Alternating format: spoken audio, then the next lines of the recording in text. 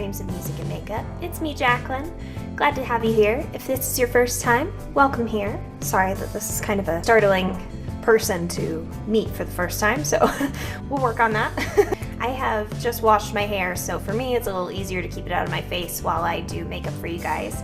Today we're doing a special video. I do apologize for the delay in an upload for you guys. I've been working really hard on this. I've been practicing for this look, and if you've been around here very long, you know that my specialty is kind of enhancing what you naturally have. That's my comfort zone when it comes to makeup. So I wanted to provide you guys with at least one kind of inspirational Halloween style makeup tutorial, but I wanted to do something that's not completely out of my comfort zone because there are plenty of people who are fantastic at special effects and things like that, and that's just not where I have the most experience. I wanted to do something that would cater to my strengths and be kind of wearable and something that you guys could customize for yourself. My thought was I would make a wearable or doable broken doll makeup look so that you guys could rock whatever look you're rocking on the day, and you can kind of amp it up for nighttime. So I'm gonna show you guys step by step everything I'm doing for this look in particular, but just know that you can wear a full face of glam makeup during the day and then just add the things that make you more doll-like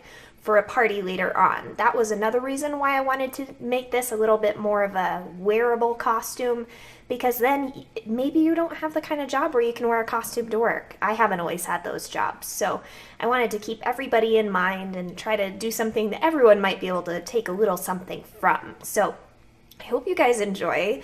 Very excited for my first ever Halloween anything for a video. I got so distracted that I started my eyes without you, so I'm very sorry. I primed my eyes with a little bit of Tarte Shape Tape in light neutral, and then I set that down with a tiny bit of my favorite e.l.f. HD powder just all over my lid.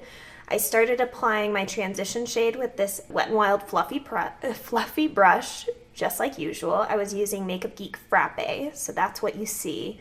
That's just my transition. So that's all I've done. What we're gonna do is we're gonna do a little bit of a more emphasized doll look since I'm starting from scratch. Since I'm not adding to makeup that I've already worn throughout the day, we're gonna do this full thing. You don't have to do all of these details if you're adding to your look to go to a party or something. You can still look pretty cool. I would love to hear your stories down below. So if you have a fun Halloween story, tell us down below. I'm gonna keep building this frappe in my crease just a little bit more. I am bringing this all the way to my inner corner. If that's not flattering for your eye shape, stop more like here and kind of fade out the rest of your product. And if you don't like these shades, do something else. That's fine. You don't have to do exactly what I'm doing. Switching over to, this is an e.l.f. 205 brush from their Beautifully Precise collection. Mine has a little bit of shadow on it, but I have wiped it off on my color switch, so that should not affect us. I'm going to dip that into Desert Sands by Makeup Geek. I'm gonna go in here with this e.l.f. brush real quick, and we're gonna add that below the other color into our crease. So if you've not seen me do this before, I applied it on just the one side, just that side, and I'm applying that towards the upper portion of my crease, so I don't have it turned down like a lot of people might. I like to keep the color off of my lid since I have more hooded lids.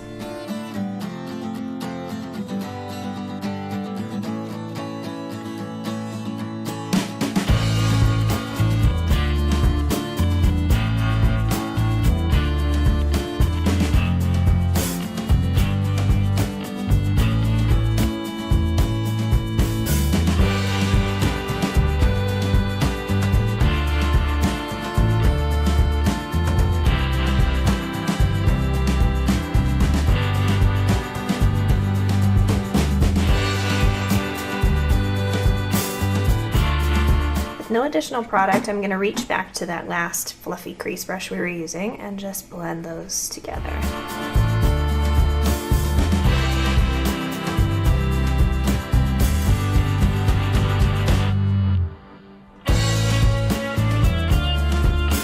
Now picking up my Sigma E25, I'm going to reach into Mocha by Makeup Geek. If you guys haven't been around here very long, you don't know this, but Makeup Geek are my favorite eyeshadows, so a lot of my tutorials are with them. So if you have Makeup Geek shadows, you may really enjoy being able to follow along and having all the colors. So check out my tutorial playlist if that's you. Just adding this, the lowest portion of our crease. And I'm gonna put this on the outer corner as well.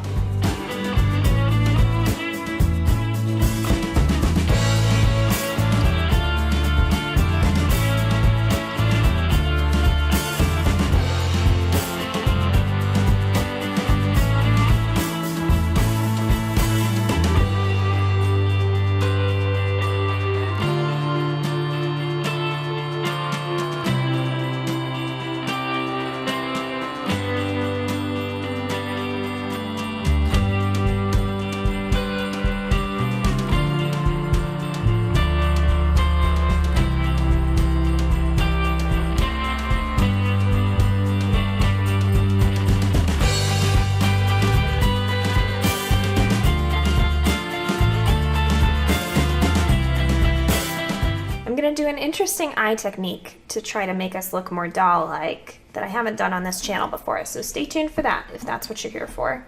Let's put some base on the face, get some foundation and concealer going, and then we can do everything on top. So I'm gonna mix a little bit. I have my No7 Stay Perfect foundation, is my favorite formula at the moment. I'm gonna take 1 pump of warm beige and about 2 to 3 pumps of warm ivory. I just like to use the back of a brush. Just kind of swirl those. If you would like a fancy glass palette like mine, you can find one in the candle aisle at Target for about $3.50. It's really just a candle holder. I mentioned this Wet n Wild Photo Focus Primer in my last tutorial. Really enjoy this right now. It's just fantastic. It does a good job of smoothing, but it's more of a lotion consistency. It doesn't feel like the Benefit Professional or anything like that, but it does a good job of smoothing the surface of the skin without drying me out. I always get a little red when I rub products in. It's just part of being translucent. Then I'm also going to apply a little bit of this No7 Airbrush Away Radiance Primer. I've really been loving this. It has a look like the MAC Strobe Cream, the original one that has that kind of duochromatic pink reflect. Kind of see on my finger there. No? Yeah. So this is really nice because it feels like the MAC Strobe Cream, but when it starts to dry down, it leaves more of a silky feel. It doesn't feel like a silicone primer when you apply it, but as you're rubbing it in, it starts to set. You can feel that. Get some of this mixed foundation off my brush. And this is my L'Oreal sponge. I do like this. I don't like it as much as I like the Maybelline one, though my first Maybelline sponge has gone kaput, so I can't get all of the foundation out of it anymore. I think I was using that Maybelline sponge for 2 or 3 months before it gave out. I have not tried microwaving it though. If anyone has tried that method for sterilizing their sponges and has had good results or bad results, please let me know down below. That is not something I have experimented with.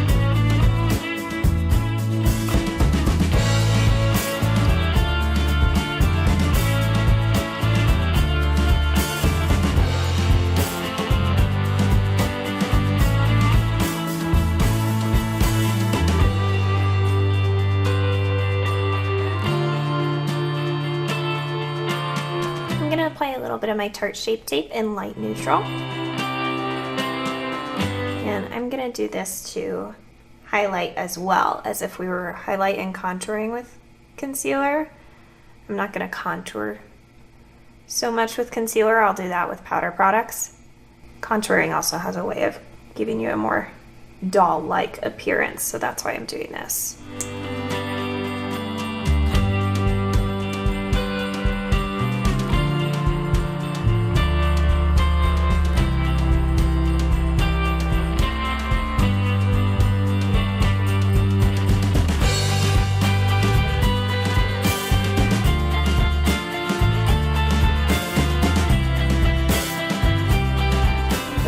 Settle for a second, and then we'll bump out those creases one more time and set the under eye.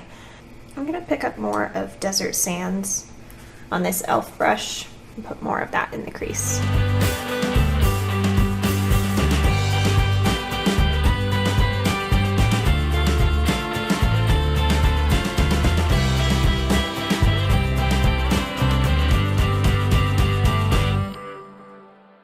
By the way, I never mentioned this brush to you guys because this is also a Morphe brush and it's not one that's a part of their permanent collection. This was the E48 from their original Elite collection. I do enjoy this brush. I don't consistently enjoy Morphe brushes, that's why I don't recommend them. So if you're new here, you may not have heard my little rant in the last video about them. You can go back and look at that. Basically, I would just recommend that you see them in person. I would not just blindly buy Morphe brushes. They're not as good as everyone says they are. Just keep that in mind. Don't take this as an advert for Morphe because I am in no way associated with them. I'm gonna wait to set the rest of my face, but for right now, let's continue with the eyes. So I wanna do some winged liner.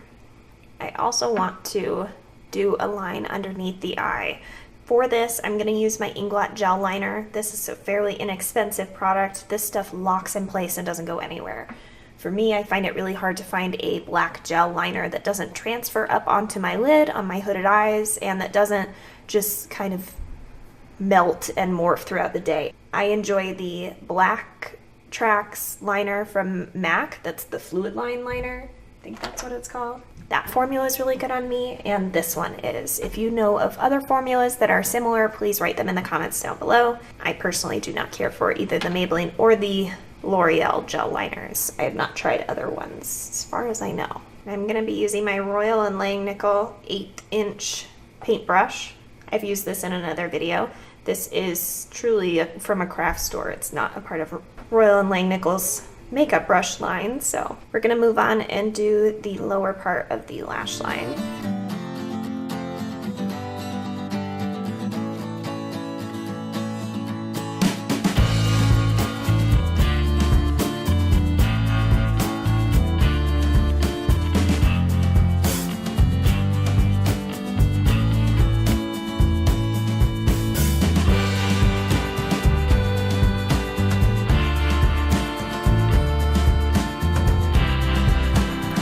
For now, you can also blend out the new false lower lash line now however you want to. So I'm going to take a Real Technique shading brush, that Mocha shade, the shade that we put in our outer corner and the deepest color in our crease, and I'm going to use this to kind of smoke out that new lower lash line that we've kind of created for ourselves, because otherwise it just looks like you have a line there. You got to make it a part of the look.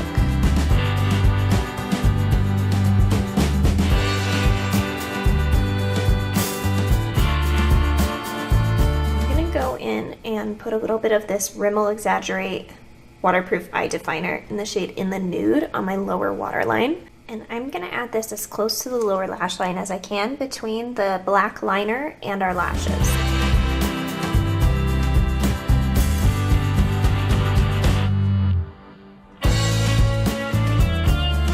Let's move on to the rest of the face. Our base is pretty much set. It's not tacky, so I'm not going to set all over with the face powder. I'm just going to go straight in with bronzer. So I'm going to use this Wet n Wild large stippling brush and my Physicians Formula butter bronzer, my normal. And I'm just going to bronze up my face. This is not anything normal, anything different than what I would normally do. This is not anything normal. Wow, I can't talk today.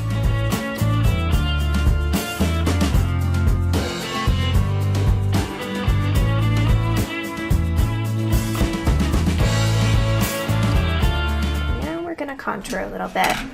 I'm going to use my Kevyn Aucoin sculpting powder in medium. This is just a little small size. You can get this in the travel section at Sephora. And I am going to chisel out my cheeks a little bit. This is going to make us look more doll-like to have these more defined features. So I'm just lightly putting that at the very back of my cheekbone and blending it upward into that bronzer. See how it just enhances the shadow right here? That's all we're trying to do.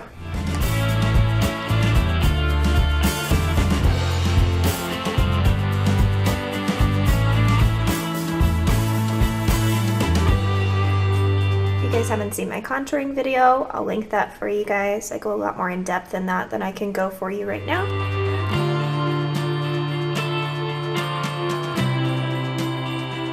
I'm going to also contour around my jawline. This is not something that I normally pay much attention to when I'm contouring. It's just not a struggle area for me. But for this doll-like look, you really want these defined angles. So I'm gonna create a rather harsh shadow here.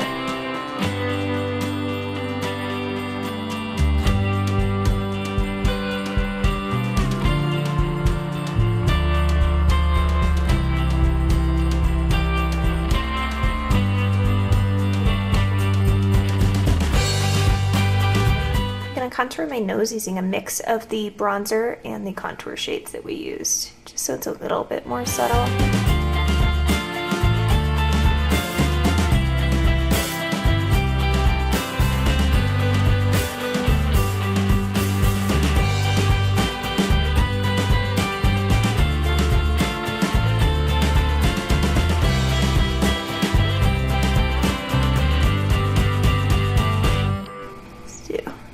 Around the mouth.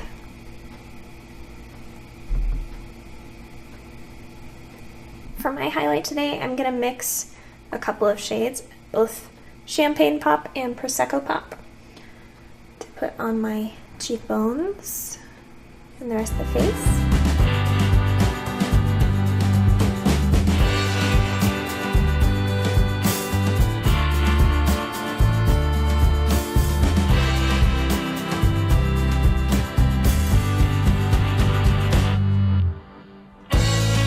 Blush, I'm just going to use a little bit of MAC Melba on a Real Techniques multitasking brush.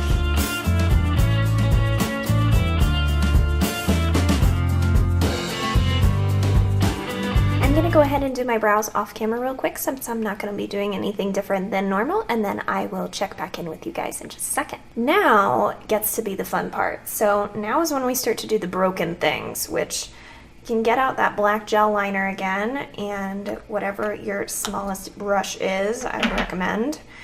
For me, it's that same Royal and Langnickel one. For this, you can get pretty creative. If you're good at drawing, something I didn't realize is how hard this is to fill in on the side of your face, so make sure you've got some mirrors handy and that sort of thing, so you can get the right angle and stay within the lines. Since I don't like how this wing turned out, good news about this look, I can take it off. What I'm gonna do is I'm gonna have my broken part kind of branch off of my liner here and have kind of like a broken spot here. I'm going off of the last time I did this. I have some pictures on my phone from when I practiced. My light, sorry, I have my ring light, but you guys can kind of see what I did last time when I practiced this. So I'm gonna be kind of going off of that. I'm gonna make this kind of jagged crack.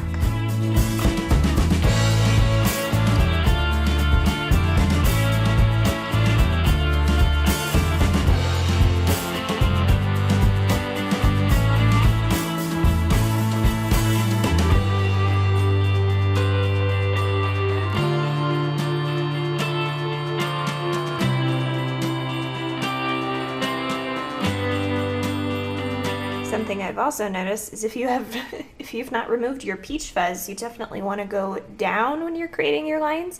I made that mistake a couple of times the first time I tried this and made a line going up, and it coated the underside of all my peach fuzz hairs on my face, and that was really inconvenient.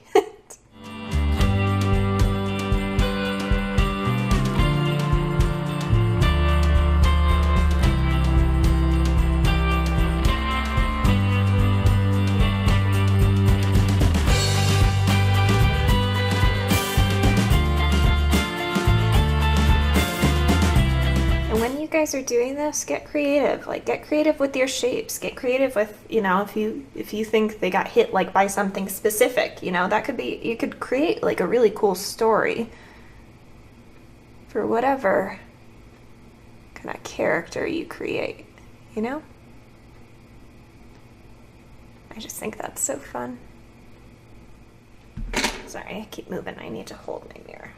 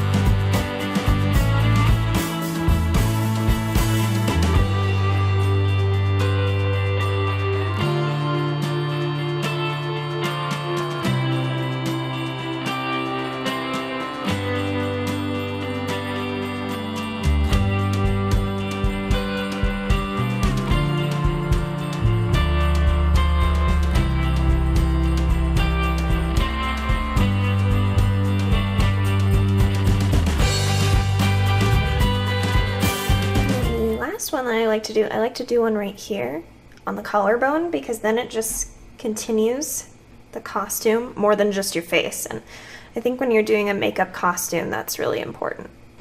This part's really hard to film. Let me back you up a little. So I just did it like that.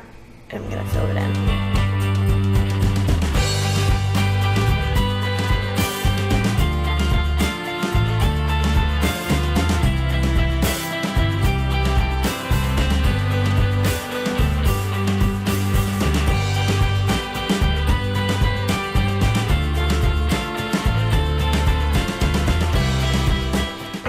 Where I'm gonna leave it. You guys can do as much or as little of these cracks and holes as much as you want to. I'm gonna go off camera and apply some mascara and dry my hair, and then I will come back and show you guys the completed look. All right, dreamers, this is our finished Halloween look. I hope you guys enjoyed this. Keep in mind that there are a lot of different ways that you can go about doing this for yourself. You can leave all of the damage to one side of your face so that everything looks normal until you turn to the side. I really like that idea. I tended to do that when I was first experimenting with this look, and it kind of grew from there. I like to do the one big one on my chest, and I actually added this one this time. I didn't have that the last time I did my trial run. This is a really fun thing to do. If you've never experimented with doing something that's not necessarily pretty with makeup, I would highly encourage you to. Every time that I break out stuff to just do something creative, I really learn a lot and I enjoy myself as well. It's a really entertaining way to spend your time if you're just curious and want to play. I hope you learned something from this. I hope that this inspires you. Maybe not feel like you can't wear a makeup costume just because you already have makeup on from work or something like that. Like, this could very easily just be added to a full face that you wore to work during the day for a Halloween party or something like that in the evening. And you could also wear like a cute, like poofy dress or something, or like a 50s style dress. You can be any kind of doll you want. So you could be like a rocker chick doll, you could be anything. So you could literally not have a costume and dress this however you want. So that's another upside of this costume, or doing a makeup costume in general. I hope you guys enjoyed this look. Let me know if you guys recreate it. Please tag me if you do pictures or that sort of thing. Tag me on Instagram. I have the same handle as I do here on YouTube. It's just Dreams of Music and Makeup with no spaces. I hope to hear from you guys soon. Please subscribe if you haven't already. If you're interested in having 2 beauty videos a week from me, I would love to have you here for that. And I hope you have a wonderful day or evening wherever you are. Keep dreaming. Have a fun and safe, happy Halloween.